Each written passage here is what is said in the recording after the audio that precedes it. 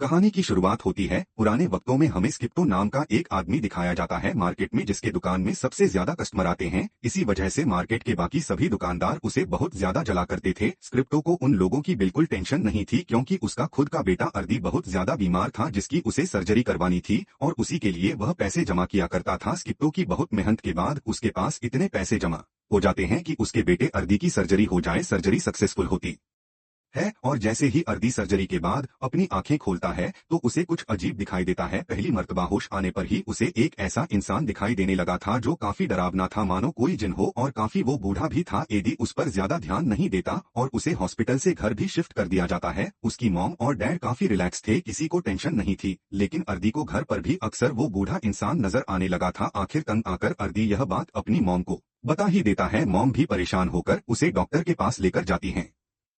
Doctor उसकी आंखें check करते हैं, जहां उन्हें कुछ भी खराब नहीं दिखता। वो अर्दी की मॉम से कहते हैं कि शायद अर्दी को अर्दी की सर्जरी की टेंशन की वजह से हेलुसिनेशंस होने लगे होंगे। घबराने की कोई बात नहीं। ये सुनने के बाद वो लोग घर आ जाते हैं और यहाँ पर हमें स्क्रिप्टो को दिखाया जाता है। स्क्रिप्टो जब अपनी दुकान बंद कर रहा था तो उसे अपनी दुकान के बाहर से एक पोटली मिली, जिसे उसने उठाकर खोल दिया और देखते ही वह डर गया, क्योंकि इसमें काला जादू का सामान था। घबराकर उसने जाकर यह सारा सामान कचरे के डब्बे में फेंक दिया और अपने घर आ गया। इस पोटली को खोलने के बाद से उसके कंधों में बहुत ज्यादा दर्द था। घर आते ही स्क्रिप्टो जैसे ही अपने बेटे अर्दी के पास जाता है तो अर्दी उसे देखकर चिल्ला देता है, क्योंकि अर्दी को उसके कंधों पर बैठी हुई एक एंटिटी नजर आ रही थी। यह एंटिटी, यह चुड़ैल अर्दी के अलावा किसी को नजर नहीं आ रही थी। यह बात जब अर्दी ने स्क्रिप्टो को बताई तो वह भी डर गया और सारी बात समझ गया। इसलिए उसने रुस्तम नाम के एक आदमी को अपने घर बुलाया। रुस्तम एक स्पेशलिस्ट तथा ऐसी सारी चीजों को वह देख सकता था। इस एंटिटी को देखकर उसने स्क्रिप्टो को बताया कि यह चुड़ैल, यह एंटिटी तुम्हारे साथ मार्केट से आई है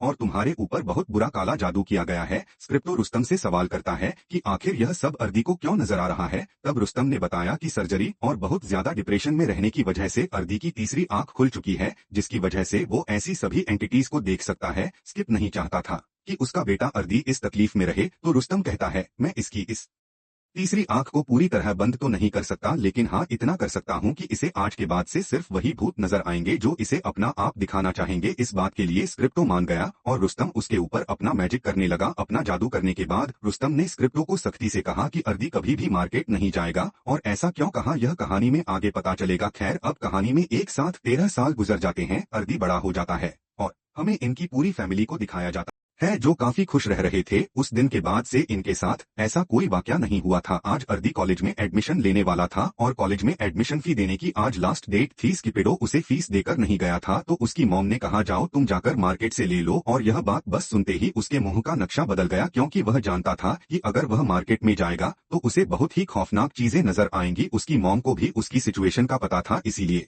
उन्होंने कहा, एडी देखो, तुम सीधा जाना, इधर उधर देखना ही ना, बस अपने डैड के शॉप पर जाकर उनसे पैसे लेना, घर आ जाना। अपने मॉम के कहने के अकॉर्डिंग वो इधर उधर नहीं दिखता, लेकिन जैसे ही मार्केट में कदम रखता है तो खुद ब खुद उसके सामने बहुत सारे भूत आ जाते हैं, जिनसे वह काफी डर जाता है। ऐसे ही डरते हुए चलते चलते वो किसी आदमी से टकरा जाता है और गिर जाता है, जो आदत में उसे फिर बहुत डांटता है। उसे समझ नहीं आई कि यह आदमी उसके साथ इतना बुरा बर्ताव क्यों कर रहा था। एक दूसरे दुकानदार ने आकर अर्दी को संभाला और उसे कहा, इसकी बातों का बुरा मत मानो, इसकी बेटी अभी 2 दिन पहले मरी है। अर्दी को उसके ये सुनकर बुरा लगा और वह अब अपने डैड के पास आ गया। अपने डैड के ऑफिस के बाहर खड़े ही उसे अपने डैड और अपनी अंकल की आवाजें आ रही थी। उसके अंकल स्किपिडो को कहते हैं, इतने लालची मत बनो, जो कर रहे हो वो मत करो। लेकिन स्किपिडो उसकी बात का कोई जवाब नहीं देता और अर्दी को अंदाजा हो जाता है कि उसके डैड कुछ तो बुरा या गलत कर रहे हैं। उसके अंकल भी गुस्से में निकलकर बाहर चले जाते हैं और स्किपिडो भी बाहर आकर अर्दी को देख लेता है। स्किपिडो अर्दी को पैसे देता है और पैसे लेकर अर्दी यहाँ से चला जाता है। जिसके बाद रात हो जाती है। स्किपिडो अपनी दुकान बंद ही कर रहा होता है कि आज दोबारा उसे अपनी दुकान के बाहर से एक पोटली मिलती है, जिस पोटली को उसने बिना कुछ सोचे समझे खोल लिया, यानी पहले वाली ही गलती की। इस पोटली को खोलते ही वह डर गया, क्योंकि इसमें इस मर्तबा काफी ज्यादा काला जादू का सामान था, जिसका मतलब कि जादू अब ज्यादा ताकत से किया गया था। और इस पोटली को खोलने के बाद से ही स्किपो को बहुत ही डरावनी शैतानी आवाजें आना भी शुरू हो गई थी, जैसे उसके चारों तरफ बस शैतानी रूहें मंडला रही हो। इनके डर से वो जोर से चिल्लाता है, मैं जानता हूँ तुम मेरा कुछ नहीं बिगाड़ सकती, इसलिए मैं तुमसे बिल्कुल नहीं डरता। उसके कहते ही सारी आवाजें बंद हो जाती हैं और वह अपनी गाड़ी में बैठकर यहाँ से चला जाता है। घबराया हुआ वो घर पहुँचता है तो उसकी वाइफ उससे पूछती है, क्या हुआ स्क्रिप्टो, लेकिन स्क्रिप्टो उसे कुछ नहीं बताता और जाकर सो जाता है। नींद में भी अब उसे डरावने ख्वाब आने लगे थे। उसे ख्वाब में एक बूढ़ी लेडी दिखाई दी जो बोल रही थी कि 7 समुद्रों का जादू पूरा हो चुका है। इसीलिए सुबंगी तुम आ जाओ। सुबंगी एक शैतान था जिसे उस औरत ने स्किप्टो और उसकी फैमिली को बर्बाद करने का काम दिया। हम देखते हैं कि वह शैतान स्किप्टो के अंदर चला जाता है, स्किप्टो की बॉडी मुड़ने लगती है और उसे बहुत तकलीफ होती है। यह सिर्फ ख्वाब में नहीं हो रहा था, उसके साथ सच में भी हो रहा था। वो चिल्ला रहा था तकलीफ से और उसकी आवाजें अर्दी ने भी सुन ली। वहां जाके अर्दी ने देखा कि उसके डैड सो रहे थे, लेकिन वो यह नहीं देख पाया कि उसके रूम में एक शैतान भी था। सुबह बिल्कुल नॉर्मल होती है, सब जब नाश्ता कर रहे होते हैं तब स्किप्टो को खून की उल्टी लग जाती है, जिस उल्टी में जानवरों की हड्डियां भी निकल रही थी। यह देखकर सब घबरा गए। जब डॉक्टर के पास उसे ले जाया गया तो डॉक्टर को भी उसकी बीमारी की समझ नहीं आई और सारे परेशान हो गए। स्किप्टो को उसके दुकान के एम्प्लॉयज ने आकर बताया कि आप पर काला जादू किया गया है, इसीलिए आप इस तरह बीमार हैं। स्किप्टो उनकी बात पर यकीन नहीं करता और उन्हें यहाँ से चले जाने को कहता है, क्योंकि स्क्रिप्टो बीमार हो चुका था। इसीलिए स्क्रिप्टो की दुकान स्क्रिप्टो की वाइफ चलाने लगी और ऐसे घर अकेला पड़ गया। एक दिन जब आईडी का भाई छोटा घर में आया तो उसने घर में कुछ अजीब महसूस किया। एक दरवाजा खुद ब खुद खुल रहा था जिसके अंदर वह चला गया। बाहर जाने पर उसने देखा कि बाहर वही पोटली थी जो पहले स्किप्टो को मिली थी। ना जानते हुए कि यह क्या चीज है, उसने यह खोल दी। पोटली खुलते ही उसके साथ भी वैसा ही अजीब सब कुछ हुआ। उसे भी डरावनी आवाजें आने लगी शैतानों की। वो समझ गया कि यह काले जादू की पोटली थी और अब उसके पीछे बहुत सारे शैतान पड़ चुके हैं। इन सारी चीजों से इस पीछे की हालत बहुत ज्यादा खराब हो जाती है। रात में जब यह सब लोग घर आते हैं तो देखते हैं कि आरिफ को तेज बुखार था, साथ ही स्किप्टो की भी हालत और ज्यादा खराब होने लगी थी। अर्दी को स्किप्टो के कमरे से अजीब आवाजें आती हैं। वो जाकर देखता है तो स्किप्टो तड़प रहा था जैसे कोई उसका गला दबा रहा हो, लेकिन यह कौन कह रहा था अर्दी को नजर नहीं आया। यह लोग स्किप्टो को उठाकर हॉस्पिटल ले गए। उसका जिस्म बिल्कुल बेजान हो चुका था, जैसे वह मर गया है। डॉक्टर्स ने बताया कि वो कोमा में जा चुका है। हरदी अपने डैड की इस हालत से पागल हो चुका था। वो उल्टा अपने अंकल पे ही गुस्सा होने लगा क्योंकि उसे लगता था कि उसके अंकल उनसे जलस होते हैं और उन्होंने ही यह काला जादू स्क्रिप्टो बाय किया होगा। अब क्योंकि स्क्रिप्टो बीमार था, उसकी देखभाल के लिए भी किसी का होना जरूरी था, तो उसकी मॉम ने स्क्रिप्टो के पास रहने का फैसला किया और अर्दी को अब दुकान की जिम्मेदारी मिल गई। वो जब दुकान पे गया तो उसे शॉकिंग न्यूज मिली कि अब उनकी दुकान में कस्टमर्स आना बंद हो चुके हैं, इसीलिए दुकान के एम्प्लॉयज भी छोड़कर जा रहे थे। यह सुनकर अर्दी और भी ज्यादा उदास हो गया। खैर, उसने अकेले ही दुकान को मैनेज करना शुरू किया। रात तक कोई कस्टमर नहीं आया और जब पूरी मार्केट बंद हो गई तब एक कस्टमर आया कि लड़की कोई इंसान नहीं थी। इस चीज का अंदाजा अर्दी नहीं लगा पाया। इस लड़की ने जो सामान मांगा अर्दी उसे देने लगा और जैसे ही अर्दी ने उस लड़की की तरफ सामान बढ़ाया तो लड़की ने उसे अपना चूड़े वाला चेहरा दिखाया। वो गुस्से में थी। वो अर्दी से कहती है, तुम लोगों की वजह से मेरी जान गई है।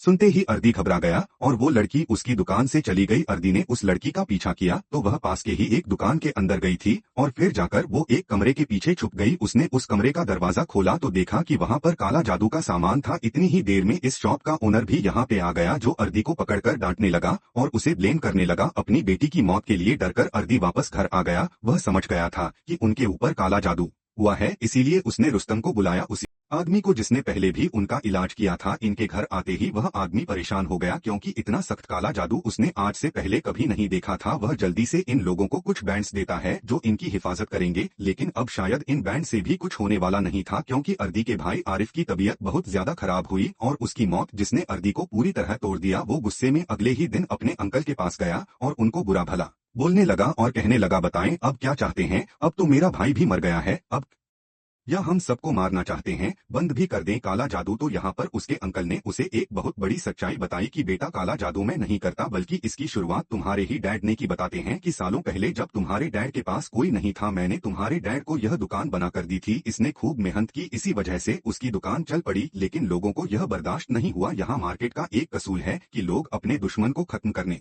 के लिए काला जादू करते हैं और लोग स्क्रिप्टो के ऊपर ऐसा ही करने लगे। स्क्रिप्टो को पहले कुछ समझ नहीं आया, फिर मैंने स्क्रिप्टो को सारी कहानी बता दी। स्क्रिप्टो ने पहले तो कुछ नहीं किया, लेकिन जब उसने देखा कि काला जादू का असर उसकी फैमिली पर होने लगा है, तुम पर और तुम्हारी मॉम पर होने लगा है, तो उसे गुस्सा आ गया और उसने फैसला कर लिया कि वह काले जादू का जवाब काले जादू से ही देगा। वो एक जादूगरनी के पास गया और उससे जाकर उसने अपने दुश्मनों पर काला जादू करवाया, जिससे उसके सारे दुश्मन खत्म हो गए और उसका कारोबार दोबारा चलने लगा। आखिर मर्तबा उसने अपने आखिरी दुश्मन सीसक के ऊपर काला जादू करवाया जो उसके ऊपर छोटे मोटे जादू किया करता था उसका कारोबार बंद करने के लिए, लेकिन तुम्हारे डैड को गुस्सा ज्यादा आया और उसने बहुत बड़ा जादू कर दिया जिसकी वजह से सीसक तो नहीं लेकिन उसकी बेटी मारी गई, जिसके बाद सीसक ने अपनी बेटी का बदला लेने के लिए ही तुम्हारे डैड पे यह सबसे खतरनाक काला जादू किया है, समुद्रों वाला काला जादू। यह सब बातें सुनकर अर्दी बहुत परेशान हो गया। अर्दी जल्दी से जाकर काले जादू की सारी चीजों को अपने घर से दूर करना चाहता था, लेकिन इससे पहले कि घर पहुंचता हमें दिखाया गया कि एक आग की जलती हुई पोटली आखिर उनके घर पर गिर गई, जिसे खोल दिया अर्दी की मॉम ने। जैसे ही वह लेडी इस पोटली को खोलती है तो उसकी तबीयत बिगड़ जाती है। घर आकर अर्दी जैसे ही यह सब देखता है तो फौरन रुस्तम को बुला लेता है और रुस्तम यह पोटली देखकर समझ जाता है कि यह सबसे खतरनाक समुद्रों वाला काला जादू है। वह इन सब से कहता है कि कोई भी अगर इस पोटली को देखे तो इसे कभी ना छुए। वो अर्थी को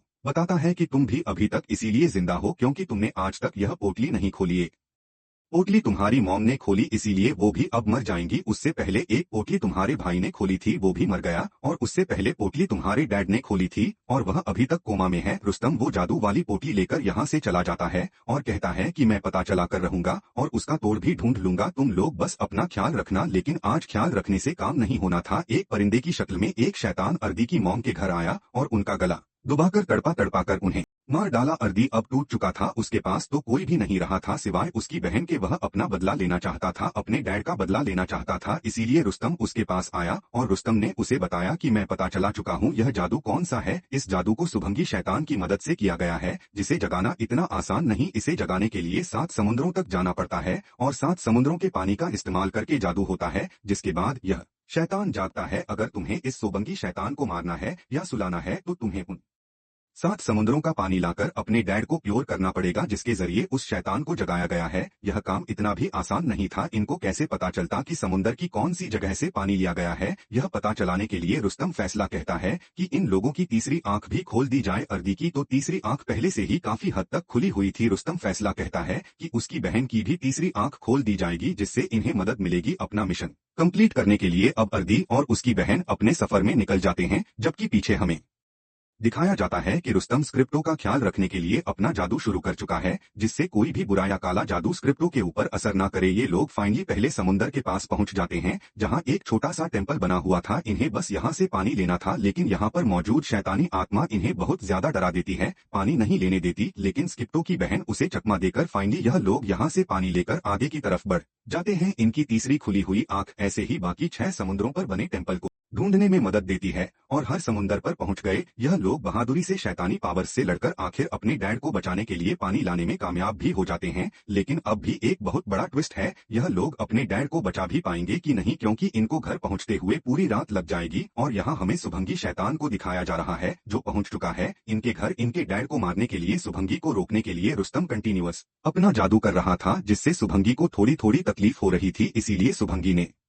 पहले स्क्रिप्टों को मारने से पहले रुस्तम को ही मारने की प्लानिंग की। यह अजीब सा डरावना सींग वाला शैतान पहले रुस्तम के ऊपर ही हमला करके उसे मार देता है और फिर उसे घर पे नजर आते हैं अर्थ के अंकल। यह बंदा भी उसका मिशन ना खराब कर दे, इसीलिए सुभंगी पहले इसे ही मारने का सोचता है। उसका गला पकड़कर अपने बड़े बड़े हाथों से वो दबाकर उसे मार देता है और इतनी ही देर में हम देखते हैं कि बाहर अर्दी की गाड़ी आ जाती है। अंदर आते ही वह शॉक हो गया, क्योंकि उसने आते ही रुस्तम और अपने अंकल की लाश देख ली। लेकिन अभी दुख करने का या शौक रहने का टाइम नहीं था। वो जल्दी से अपने डैड के पास गया। सुभंगी के अपने डैड के पास पहुंचने से पहले यह लोग जल्दी से पानी निकाल कर अपने डैड को नहलाना शुरू कर देते हैं। लेकिन इसी टाइम पर सुभंगी यहाँ आ जाता है इनका मिशन तबाह करने के लिए। वो उठाकर सबसे पहले अर्दी की बहन को यहाँ से दूर फेंकता है और फिर अर्दी के ऊपर भी हमला करता है। अर्दी उस शैतान को पूरी तरह देख पा रहा था, लेकिन फिर भी उसे डर नहीं रहा था। 6 पानी वह ऑलरेडी अपने डैड के ऊपर डाल चुके थे, 7वां पानी उन्होंने अब डालना था। शैतान भी जानता था कि अगर 7वां पानी उन्होंने डाल दिया तो उसका मिशन खत्म हो जाएगा और हो सकता है वह भी खत्म हो जाए। इसीलिए वह पूरी कोशिश करता है कि अर्दी यह पानी स्किपों पर ना डाले। वह अर्दी को मारने के लिए उसे ही पकड़ लेता है और यहाँ इस पॉइंट पे आके अर्दी अपना जहन लड़ाता है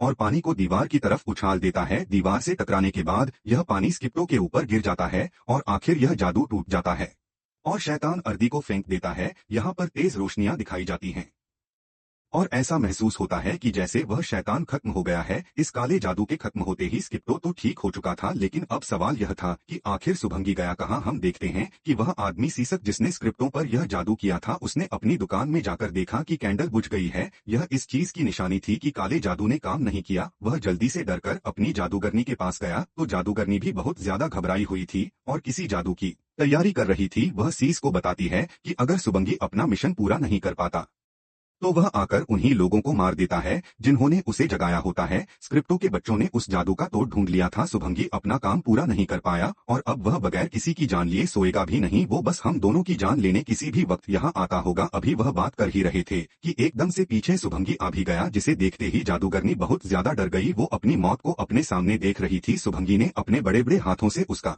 गला दबाकर उसे मार दिया, जिसके बाद इसी शुभंगी ने यहाँ पर सीसक को भी मार दिया और यह जादू वाला सारा सिलसिला ऐसे ही खत्म हो गया। कहानी के पोस्ट क्रेडिट सीन में हमें इस क्रिप्टो को दिखाया जाता है जिसने अब अर्दी और अपनी फैमिली से वादा किया है वो कभी भी काला जादू नहीं करेगा और बस यही दिखाते हुए यह मूवी यहाँ एंड हो जाती है।